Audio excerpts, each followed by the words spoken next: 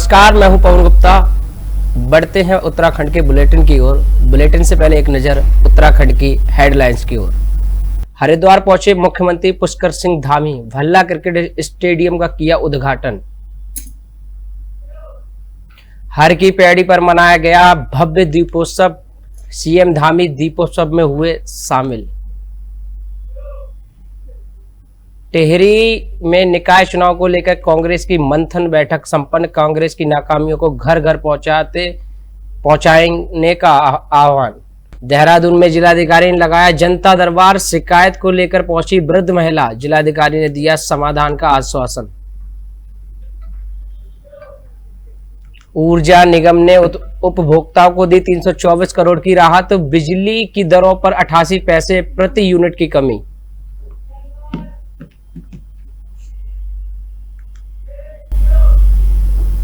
एक नजर खबर की ओर।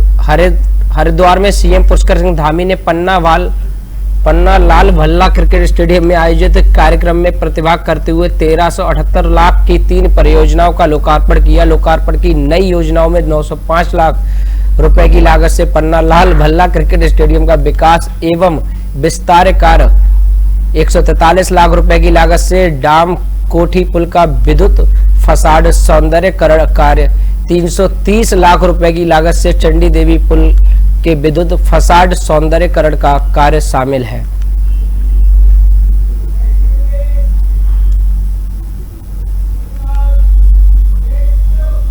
हरिद्वार में हर की पैड़ी पर भव्य दीपोत्सव मनाया गया। जिला प्रशासन, गंगा सभा और अन्य संगठनों ने गंगा घाटों पर 3 लाख से ज्यादा दिए जलाए। मुख्यमंत्री पुष्कर सिंह धामी भी दीपोत्सव कार्यक्रम में मौजूद रहे। इस दौरान हर की पैड़ी पर ड्रोन शो भी हुआ, जिसमें 500 ड्रोन के जरिए आसमान में कई आकृतियां बनाकर प्रदर्शित की गई। ऐसे में मुख्यमंत्री पुष्कर सिंह धामी ने कहा, हमारा उत्तराखंड राज्य 25वें वर्ष में प्रवेश कर चुका है। ऐसे में हम इसे राज्योत्सव और दीपोत्सव के रूप में बहुत बड़े पैमाने पर मनाना चाहते थे, लेकिन सड़क दुर्घटना में हमारे राज्य के 36 लोगों की जान चली गई, जिसके कारण इसको हम बहुत ही सादगीपूर्ण और दीपोत्सव के रूप में एक संकल्प लेते हैं कि इन 25 सालों में हमारा राज्य देश का सर्वश्रेष्ठ राज्य बनेगा।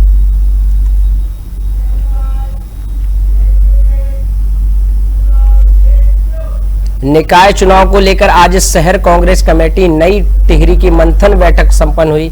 बैठक की अध्यक्षता करते हुए शहर कांग्रेस कमेटी नई टिहरी के अध्यक्ष कुलदीप पवार ने उपस्थित सभी कांग्रेस जनों से स्वागत करते हुए नई टिहरी शहर की समस्याओं पर फोकस करते हुए शहर की सड़कों के गड्ढे, बिजली, पानी और सीवर के बढ़ते बिलों पर गंभीर चिंता व्यक्त करते हुए कहा कि सरकार को बिल माफी पर ध्यान देना चाहिए। कुलदीप पवार ने वार्ड से पूर्व गठित टीमों को सरकार की नाकामियों को घर घर पहुंचाने का आह्वान किया।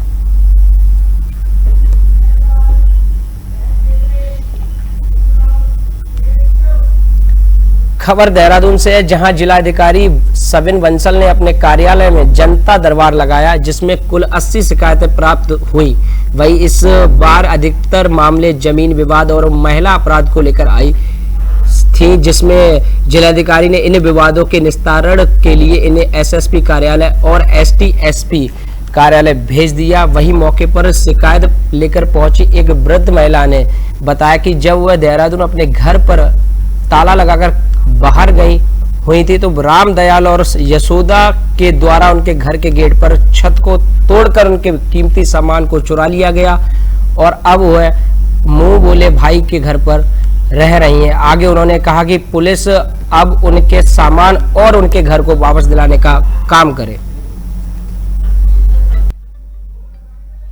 अभी तक जितने भी हमने रजिस्ट्री ऑफिस के रिव्यूज लिए हैं और जितने भी लैंड फ्रॉड के केसेस को परयूज किया है, अवलोकन किया है, तो उसमें ये संज्ञान में आया है कि ज्यादातर लैंड फ्रॉड्स का जो कारण है, जो मल्टीपल ट्रांजैक्शंस हो रहे हैं, वो बायर की इग्नोरेंस है।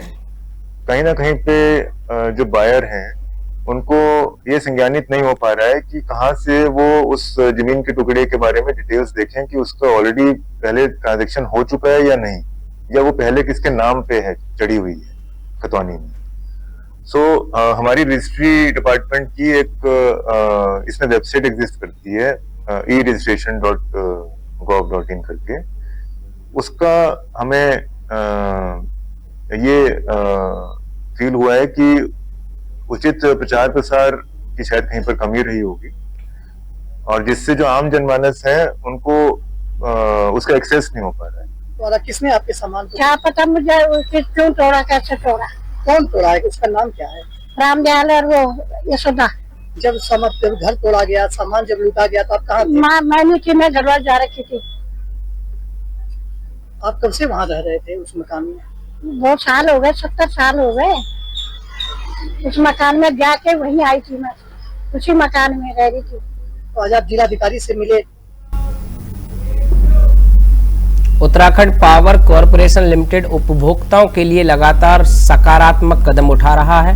विभाग की ओर से प्रदेश के बिजली उपभोक्ताओं को लगातार बड़ी राहत भी दी जा रही है। यूपीसीएल के एमडी अनिल कुमार यादव ने बताया कि उपभोक्ताओं को पिछले 5 महीनों में 324 करोड़ रुपए की राहत दी है। उन्होंने बताया ऊर्जा निगम ने नवंबर महीने के लिए fuel and power purchase cost adjustment का निर्धारण कर लिया है। नवंबर महीने में बिजली की दरों में औसत 88 पैसे प्रति यूनिट तक की कमी आई है।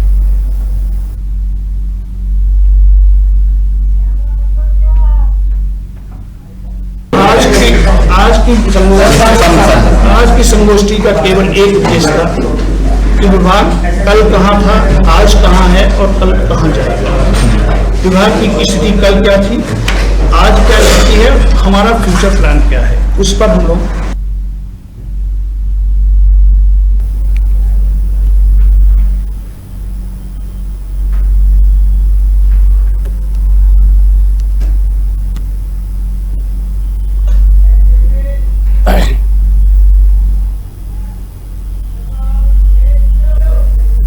ताड़ीखेत में विकास खंड में रिजर्व वन क्षेत्र में हो रहे अतिक्रमण की शिकायत मिलने पर वन विभाग रानीखेत रेंज की टीम ने मौके पर पहुंचकर कार्रवाई की। शिकायत के अनुसार रिजर्व वन भूमि में लोहे की एंगल गाड़कर दुकान निर्माण कार्य किया जा रहा था। मौके पर पहुंचकर वन विभाग की टीम ने इस निर्माण कार्य को तुरंत रुकवाया और कार्य करवा रहे व्यक्ति को अतिक्रमण हटाने के लिए 1 सप्ताह का समय दिया।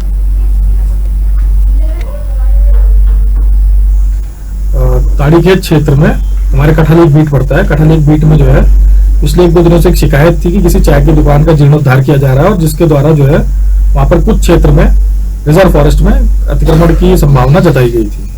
हमें इसका शिकायती पत्र जो है ब्लॉक से प्राप्त हुआ था और रानीखेत तहसील से प्राप्त हुआ था।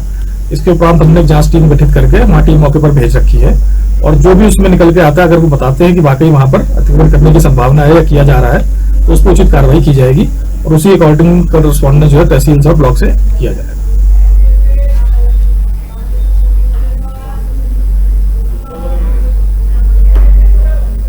उत्तराखंड की राजधानी देहरादून में सोमवार की रात बड़ा हादसा हो गया। तेज रफ्तार इनोवा कार ओएनजीसी चौक पर खड़े ट्रक में जा घुसी। इस हादसे में 6 लोगों की मौके पर मौत हो गई, जिनमें 3 छात्राएं शामिल हैं। एक घायल है जिसका इलाज चल रहा है। मृतक और घायल सभी प्राइवेट कॉलेज के छात्र बताए जा रहे हैं।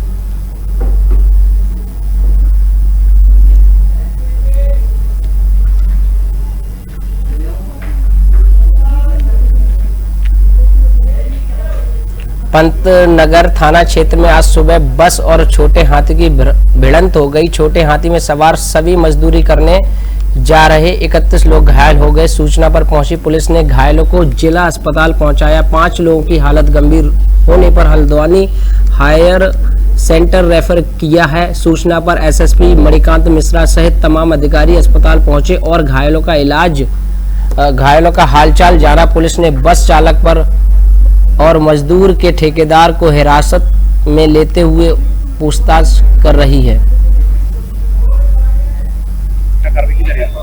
देखिए, आज सुबह करीब 8 साढ़े 8 बजे सूचना प्राप्त हुई थी कि हल्द्वानी मोड़ की तरफ एक पिकअप ट्रक जा रहा था, जिसमें 25 से 30 महिलाएं थी ज्यादातर, जो लेबर का काम करने दिनेशपुर से पंतनगर के फार्म की तरफ जा रही थी। उस पिकअप को एक बस ने टक्कर मारी थी, जिसमें पिकअप पलट गया था और ये सारी महिलाएं घायल हो गई थी। इन महिलाओं को तुरंत ट्रीटमेंट के लिए जिला चिकित्सालय लाया गया, जहां से 5 महिलाओं को फर्दर ट्रीटमेंट के लिए सुशीला तिवारी अस्पताल रेफर किया गया और बाकी महिलाओं का और जो 1-2 पुरुष और थे उनका एक ट्रीटमेंट यहीं पर फिलहाल चल रहा है। देखिए अभी तक जो सामने आया कि एक बस थी जो इंटरसिटी बस होती है प्राइवेट, वो क्या कार्रवाई की जाएगी? देखिए अब इसमें जो भी सुसंगत धाराओं में इसमें FIR तुरंत पंजीकृत की जाएगी और इसमें पूरी जांच करके जो भी उचित कार्रवाई होगी वो की जाएगी और गिरफ्तारी की जाएगी। ये ऐसे जो भार वाहनों में सवारी होती है गाड़ियाँ, उनके खिलाफ हम लोगों की लगातार कार्रवाई चलती रहती है। ऐसे ड्राइवर्स का हम लोग ड्राइविंग लाइसेंस जो है इसको 3 महीने के लिए पहले सस्पेंड भी करते हैं। इसमें माननीय उच्चतम न्यायालय का आदेश है कि भार वाहनों में सवारी होने पे 3 महीने के लिए DL को सस्पेंड करना है। बाकी जैसा कि अभी आपको पता ही है कि हम जो लगातार अभियान चला रहे हैं, ओवरलोडिंग जो गाड़ियाँ हैं उनके खिलाफ ड्राइवर और मालिक दोनों के खिलाफ FIR करवा रहे हैं। इस तरह की जो भी गाड़ियां हमें मिल रही हैं उसमें हम सख्त से सख्त कार्रवाई कर रहे हैं, मुकदमा करवाएंगे। ये जो आज की घटना है ये एक अप्रिय घटना है, अफसोसजनक घटना है। मैं यही कहना चाहूँगा कि इस तरह की जो भी गाड़ियां हमें मिलेंगी उन पर सख्त से सख्त कार्रवाई होगी, किसी को भी बख्शा नहीं जाएगा, सबके खिलाफ मुकदमा कराया जाएगा, सबके DL सस्पेंड कराएंगे। उत्तराखंड के इस बुलेटिन में इतना ही। आप बने रहें हमारे साथ। नमस्कार।